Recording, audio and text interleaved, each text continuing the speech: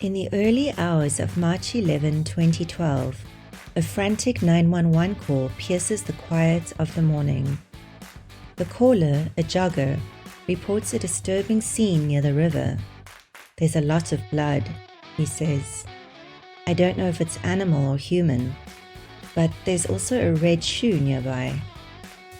The police arrive swiftly, their flashlights cutting through the early morning mist as they examine the pools of blood scattered across the rocks. They urgently conduct tests to determine whether the blood is human. Anxiety tightens their every move as they wait for the results. Soon, their worst fears are confirmed. The blood is human. But whose blood is it? And where is this person? The officers started conducting a meticulous search around Jordan River in Utah, scouring every inch of the trail and riverbank. A helicopter was called in, and within an hour, the crew spotted a haunting sight across the river, a body drifting silently in the water. It was the lifeless form of a young girl, bearing witness to the tragedy that had unfolded. The police radio crackled with a grim confirmation. "We found a female in the river, wearing a red shirt and blue jeans." Her body had been submerged for hours, her face swollen and unrecognizable, with injuries so severe that officers initially thought she was an Asian woman. Facial identification was impossible. She was identified instead by a scar on her stomach and a dimple on her chin, recognized by a family member. Her body showed signs of violence, with multiple fractures and a prominent injury to her forehead. She was wearing only one shoe, the match to the red shoe found near the bloody scene. To identify the victim, the police held a press conference, sharing the disturbing details with the public in hopes someone could provide a clue to her identity. As the news spread, a mile away, Annie Kasprzak watched the broadcast, dread gripping her. The description matched her worst fears. Could the victim be her missing daughter, Annie?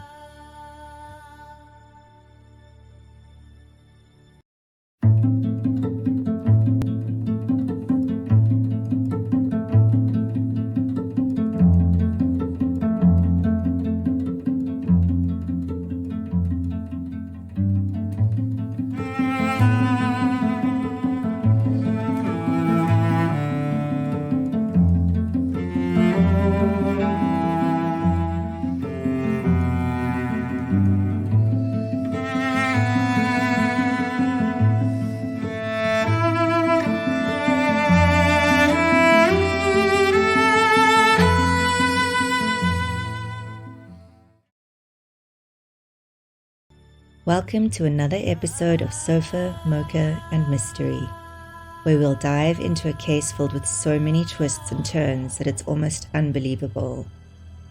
Even though this case is officially solved, it is one of the most baffling and perplexing cases I've come across. If you enjoy this video and are a fan of true crime, please consider liking the video and subscribing to this channel. My name is Taya. I hope you enjoy. On Saturday night, March 10, 2012, Veronica and James returned home from a dinner date to find Annie greeting them at the front door. Everything seemed normal as Veronica headed to her room for a shower, while James lingered in the kitchen. Around 7:45 p.m., he noticed Annie leaving the kitchen and heading towards her room. However, at 8:40 p.m., while on a phone call with her sister, Veronica realized she hadn't seen or spoken with Annie since they arrived home. Concerned, she went to check Annie's bedroom, only to find it empty. Alarmed, she called out to James, who rushed in. They soon found a note from Annie. The note revealed a shocking confession. Annie claimed she had left for California, admitting she had lied to her friends about being pregnant. She explained she could no longer bear the weight of her deception. Veronica and James immediately called the authorities to report her as a runaway. Desperate for answers, Veronica reached out to Christopher Bagshaw, Annie's on and off again boyfriend of about a year and a half, hoping he might have some information about her disappearance. Initially, Chris claimed he knew nothing about Annie's plans, but he eventually told Veronica that Annie had mentioned she was planning to run away to California with a boy named LJ. Neither Veronica nor James had heard about LJ, but, being a teenager, Annie had made many friends at school and within her social circles. After a restless night with little sleep, Veronica switched on the morning news and saw the horrifying announcement about the discovery of a young girl's body near the river. A chilling realization dawned on her. Annie might not have made it to California after all. Panic set in as Veronica picked up the phone and called the police. She informed them about her runaway daughter, providing every detail she could recall. Just as the conversation seemed to be ending, the officer asked a crucial question. Did Annie have braces on her teeth? With a sense of dread, Veronica replied, yes. The DNA results soon confirmed the devastating truth. The victim found near the river was indeed 15-year-old Annie Kasprzak. With Annie's death officially classified as a homicide, her note about running away became a pivotal element in the investigation, potentially shedding light on the circumstances leading to her tragic fate. To unravel the mystery surrounding Annie's death, investigators delved into her life, uncovering a harrowing past. Annie's early years were marked by the harsh reality of growing up in a tumultuous environment. Her childhood was fragmented as she bounced between foster homes and child service centers. By the time she was 9, she had moved through 9 different foster homes, leaving her with deep trust issues and a longing for a stable, loving family. Her life changed when Veronica, a dedicated caseworker for Utah's Children and Family Services, entered her life. Veronica, who had a reputation for compassion and commitment to the children she worked with, saw something special in Annie. In January 2007, while 6 months pregnant, Veronica and her then-husband Dennis decided to adopt Annie, providing her with the stable home she had always wanted. Annie was embraced by her new family, which included 2 younger brothers who quickly grew to adore their new big sister. She flourished in this loving environment, participating in family traditions like Christmas and her first beach trip. Even after Veronica and Dennis divorced, they maintained a strong co-parent relationship, ensuring a loving and stable environment for Annie and her brothers. Veronica later remarried, and her new husband, James, developed a close bond with Annie, saying she had him wrapped around her finger. On Valentine's Day in 2012, when Annie was 15 years old and a sophomore, he bought her a pair of red shoes she had been wanting, which became a prized possession for her. These were the shoes she'd been wearing when she was brutally and tragically murdered. As investigations dug deeper into Annie's background, they meticulously examined various items such as the note she left, her computer, mobile phone, and piles of papers, including her journal. In these journals, investigators uncovered a curious obsession: Annie's intense infatuation with her boyfriend, Chris Bagshaw. Interested in learning more about their relationship, detectives began interviewing Annie's classmates. When asked about Annie's boyfriend, many mentioned a circulating rumor at school. Annie was supposedly pregnant with his child, the same pregnancy she had referred to in her note. Veronica and James had been aware of Annie's relationship with Chris and had taken measures to ensure she was on birth control. However, the autopsy report confirmed that Annie was not pregnant. Veronica shared with investigators her belief that Annie's fabricated story about being pregnant reflected a deeper desire to build a permanent family she could call her own. This yearning for stability and belonging was echoed in many of Annie's journal entries. As investigators continued to piece together the puzzle, one question remained. What drove Annie to fabricate such a significant lie? And could this deception have had anything to do with her tragic death?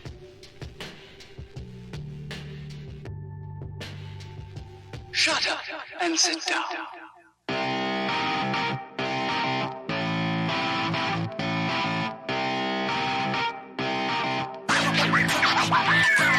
The investigators decided to focus their attention on Chris Bagshaw, someone who was very close to Annie and might possess insights into her disappearance. Believing that Chris could provide valuable information, investigators soon interviewed him. He was accompanied by his father, Darwin, during the questioning. As the questioning began, Chris revealed that he'd been speaking with Annie over the phone shortly before she vanished. He also told them that Annie had been telling her friends that he had gotten her pregnant. When the detectives asked when she had shared this news with him, Chris stated it was immediately after she mentioned having had intercourse with another boy identified as LJ. This was a twist in the investigation. LJ had been mentioned in Annie's personal journal entries, but this was the first time his involvement was directly brought into the context of her disappearance.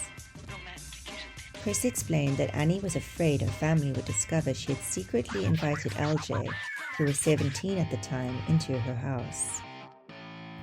Worried about the repercussions, she had asked Chris to take the blame for what happened. Strangely, he agreed to do so, perhaps to protect her out of a sense of loyalty. As Chris recounted these details, his body language was telling. He appeared tense and uneasy, gripping the arms of his chairs and leaning back, almost as if he was trying to distance himself from the conversation. While it's possible he was simply distressed over Annie's disappearance, his detached demeanor was concerning. It left the detectives wondering if there was more he wasn't saying. The detective then asked Chris about the nature of his relationship with Annie. Chris admitted they had only been intimate once, claiming it had happened during a gathering at their friend Spencer Criddle's house. After responding to these questions, Chris unexpectedly offered additional information about another incident at Spencer's house. He described how, while Spencer was dozing off, Annie suddenly had a nosebleed and a drop of blood landed on his shoe. Annie then rushed to the bathroom holding her nose. Chris's eagerness to explain this seemingly minor detail seemed out of place, almost as if he was trying to establish an innocent reason for any blood evidence that might be found. This behavior often aligns with someone attempting to preemptively clear themselves of suspicion. However, he may also have been trying to explain the presence of blood on his shoe in advance. The detective naturally asked him to elaborate further. Chris provided a detailed account of the incident and even sketched a diagram on a piece of paper, illustrating the scene and showing where they were positioned when the blood fell onto his shoe. After taking notes on this, the detectives returned their focus to Chris's last conversation with Annie, aiming to uncover any more details that could help them piece together the events leading up to her disappearance. Chris told investigators that Annie had confided in him about her plan to run away. He revealed that he had tried to persuade her against it, stressing that it was a poor decision. When asked about his activities after 8 p.m., Chris explained that he had stayed home playing video games after his father left for the bar around 7 p.m. He remained there for about an hour. His father later called him at around 7:30 or 8 p.m., suggesting he stay the night at his grandmother's house, which was just a few doors down. Chris mentioned that after receiving the call, He went to his grandmother's but didn't stay long before walking to a friend's house about 25 minutes away. When no one was home, he returned straight to his grandmother's house, where he spent the rest of the evening watching movies with her. He insisted that he did not leave the house again that night and stayed there until morning. The detective was keen to verify this timeline as it was crucial for pinpointing Chris's location during Annie's disappearance. Darwin supported his son's statement, stating he got to his mother's house at around 11:30 p.m. and found Chris asleep on a chair. After a short chat with his mother, Darwin went home and went to bed. He noted that Chris was back at their house by 9 a.m. the following morning. The detective pressed further, asking if Chris had made any phone calls after returning to his grandmother's. Chris said no. Despite the corroboration from his father and grandmother, the detectives were still focused on two critical aspects: the nosebleed incidents at Spencer Criddle's house, where blood had supposedly stained Christopher's shoe, and the involvement of LJ. To uncover more details, the police obtained a search warrant for Spencer's home, hoping it would provide answers. Spencer, a friend of Chris's, was soon brought in for questioning to help piece together the puzzle of that night and his whereabouts on the night of Annie's murder. Spencer recounted his day, stating he had spent 2 hours at the gym with his brother before returning home at 8:30 p.m. His father had then cooked them dinner and the family had spent the evening together. The detective asked Spencer about his phone activity upon returning home. Spencer mentioned that he received missed calls and a voicemail from Annie, but no texts. When asked to show his phone, Spencer handed it over, revealing that the missed calls were from an unknown number. When questioned about unknown calls, Spencer said it was unusual, and while his father had tried to trace the calls, they hadn't succeeded. He confirmed that Annie had suffered a nosebleed during a visit to his house, aligning with Chris's earlier statements. More intriguingly, Spencer provided insights into LJ.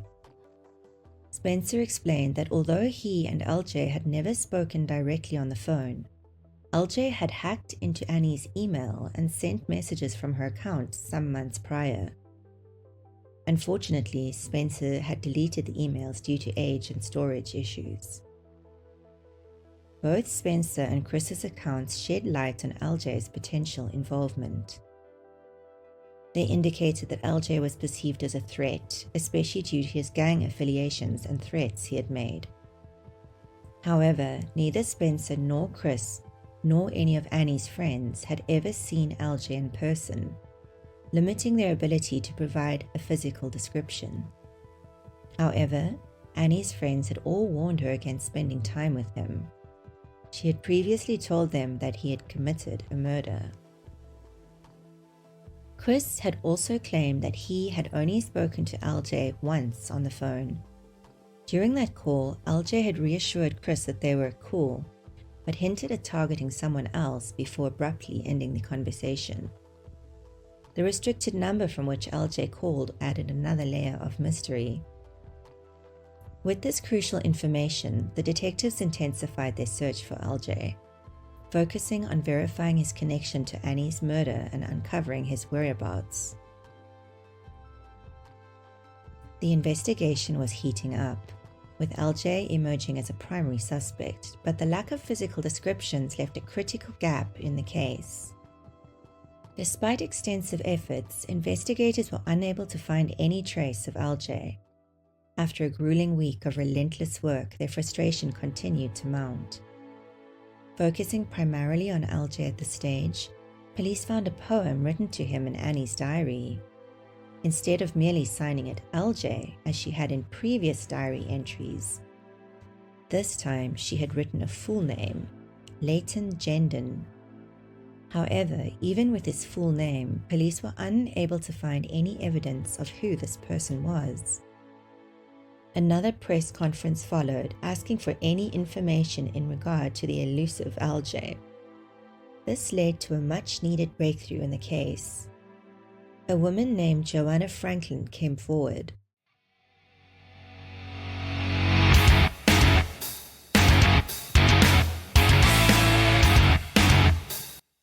Joanna was known to the police, having association with gangs, drug dealings, and also ongoing credit card theft cases against her. Remarkably, she claimed to have witnessed Annie's murder and could give a detailed description of LJ. She would also offer up another key player in this case, the murderer, on condition she was granted immunity from her charges. According to Joanna, there was a get-together at a man, Daniel's house on the night of Annie's gruesome murder.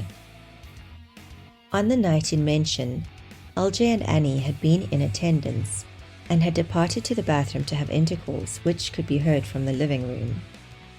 Strangely, Joanna continuously referred to Annie as that girl throughout her interview. She seemed to have no attachment to Annie. She also spoke in a very erratic manner, reminiscent of someone under the influence of illegal substances. However, what she had to say led the police to believe that she was now the key witness in the murder of Annie Kasprzak. Daniel Ferry was also known to the police, a gang member and drug dealer. When Annie and LJ came out of the bathroom, they were berated for having had relations. It was at this time that Daniel jokingly said, "Hey, how about my turn?" Annie laughed at the idea, causing a chain reaction amongst those present. Daniel, in a fit of rage, grabbed Annie by the hair and thrust her face into a wall. Annie had disrespected him, making a mockery of him amongst his friends, and she paid dearly. Daniel continued to assault Annie, pulling her outside. Here, he struck her repeatedly and violently in the face. Joanna told detectives that blood was pouring from Annie's nose, ears, and mouth. However, Daniel had no intention of halting the violent onslaught. He then started kicking Annie as she lay on the ground. It is unclear what the other people at the house did, but Joanna was instructed to stay back. As Daniel's rage started to subside, he instructed Joanna to get cleaning supplies and a top from the garage. He also phoned an unnamed person, instructing them to bring women's clothing. Joanna described the clothing as red, a red shirt and jeans. Daniel, LJ, and an unnamed individual then carried Annie's body to the bathroom to change her into new clothes.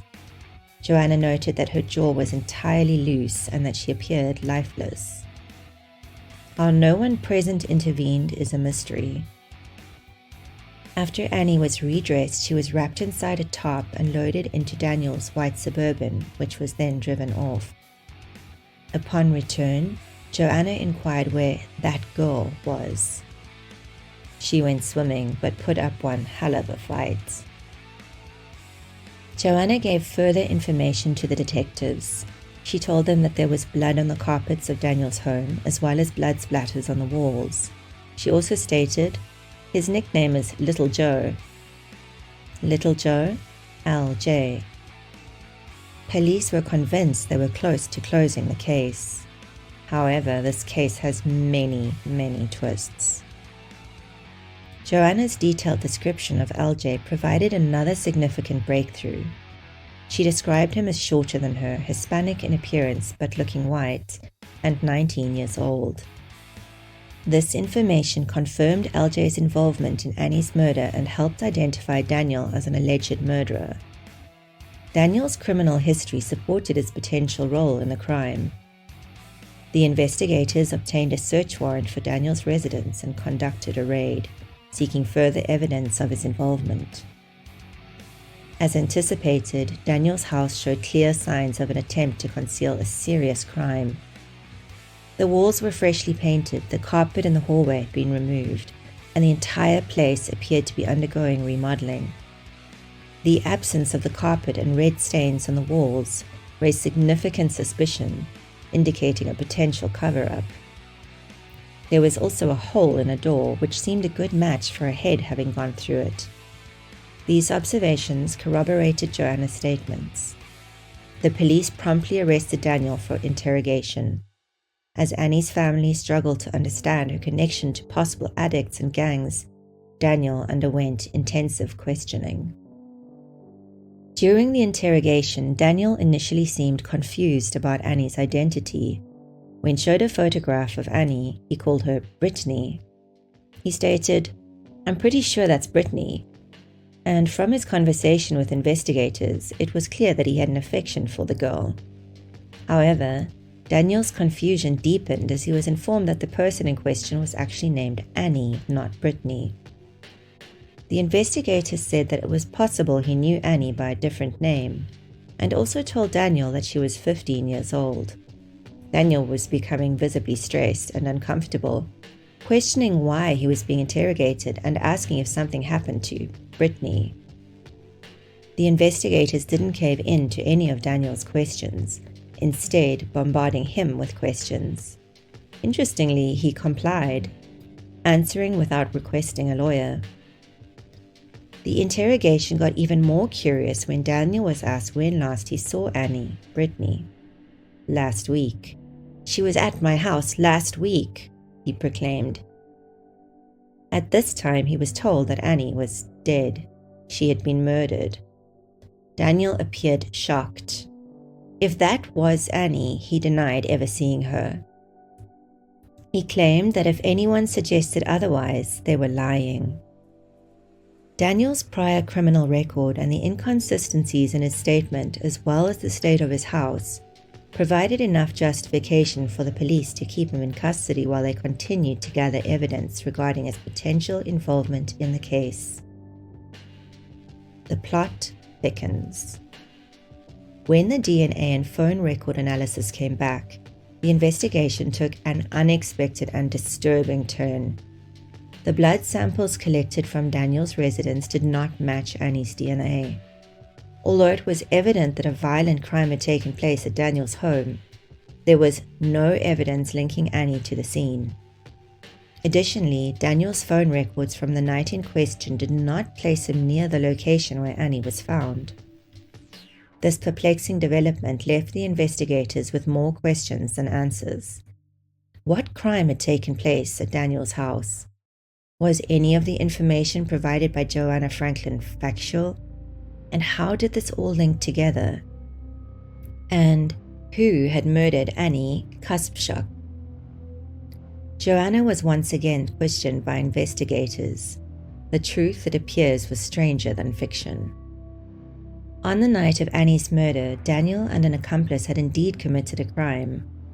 A violent kidnapping had taken place at his house, one which Joanna had witnessed. Joanna, out of spite at having been cut out of an illegal deal, had carefully devised a plan of payback. Knowing that Daniel's only alibi for the night of Annie's murder was in fact another crime, she had carefully thought out her plan. She carefully pieced together details from news reports about Annie's case, changing the details to align with the kidnapping she had witnessed at Daniel's house. Daniel's statements to the investigators about not having any idea of who Annie was were true. Not only was Joanna's testimony to incite revenge on Daniel, but also to secure immunity to her own crimes and criminal history. After investigations, it soon became apparent that there was no way Daniel could have committed Annie's murder, as he had been committing the other crime. Him and his accomplice eventually admitted guilt to those kidnapping charges. After an entire year, the investigation was now at a dead end. By this stage, the case had been handed over from one detective to another. It was Jacqueline Moore, the latest detective to take on the case, who finally pieced things together. She decided to start her investigations from scratch. She had soon encountered several significant leads in the case. A witness reported seeing a man on a bicycle late at night, leaning dangerously over a river barrier, seemingly peering into the water. Another individual described a young man at Rotary Park around 2:30 p.m. on the day of the murder, heard saying, "Won't get caught, won't get caught, won't get caught," while gesticulating. Chris Bradshaw and his friend Spencer reported that someone named LJ had threatened them. Darwin Bradshaw, Chris's father, added that LJ had driven past their home, shouting threats at Chris soon after the murder. These leads suggested that a teenager might be involved in Annie's murder. Despite LJ being a key suspect, he remained unlocated. While reviewing Annie's diary, Detective Moore discovered that Annie had written about an intimate encounter with Chris months before her death. Annie believed Chris wanted to leave her and had started a rumor about being pregnant to keep him. Further investigation revealed discrepancies in Chris's testimonies. Initially, Chris mentioned a drop of blood falling on his shoe during Annie's nosebleed, but later said 2 drops. However, upon examining his shoe, there were traces of multiple drops of blood. Suspicious messages from Chris to Spencer also came to light. They read, "The cops might come back to your house. I need you to tell them Annie got a bloody nose. They took my shoes for testing, and I need you to mention that so I don't get blamed. I just want you to know I'm not telling you this to lie to the cops. I just know you were kind of dozing off that night." 2 years after his initial interview, Spencer admitted he had not witnessed any nosebleed, but had taken Chris's statements as truth due to the messages. This unwittingly shielded Chris as a prime suspect in Annie's murder. With Chris and Spencer's accounts of LJ's threats adding weight to the suspicions, Detective Moore sought assistance from the telephone company to link LJ to the blocked number in Annie's records. Detective Moore enrolled in a specialist course on phone data analysis and hired a firm to analyze thousands of hours of phone data, which proved to be a valuable investment. She also requested call data from Chris and Spencer's phones to check for any connections to the suspicious number, hoping to find pivotal evidence. Concrete evidence was needed, and the call data from cell phones provided shocking revelations. All involved parties had been concealing vital information and providing false statements. This prompted the police to revisit everyone interviewed 2 years prior. The investigation revealed that Annie had received multiple calls from a blocked number on the night of her murder. This caller had been in contact with her up until her death, raising the possibility that it could be LJ. However, the investigation uncovered a shocking truth. Chris was the owner of the blocked number and had used a separate phone to make the calls. This raised new questions. If Chris made the calls, where was LJ? Did Chris and LJ collaborate on this deception? Chris's grandmother Wilma and father Darwin were also questioned. According to Chris and his family, he was supposed to have spent the entire night at Wilma's house starting from 7:45 p.m. However, call records showed multiple calls from Wilma to Chris well past midnight, suggesting discrepancies in her account. Wilma was uncooperative during interrogation, claiming she only made 1 call to Chris that night and had no recollection of any additional calls or their timing. Darwin Leroy Bagshaw claimed he saw Chris asleep on the couch at Wilma's house around 11:30 p.m. However, call records revealed Chris made a call to Wilma at 12:47 a.m. the same night, raising questions about Darwin's statement. If Chris was asleep, why did Wilma receive a call from him?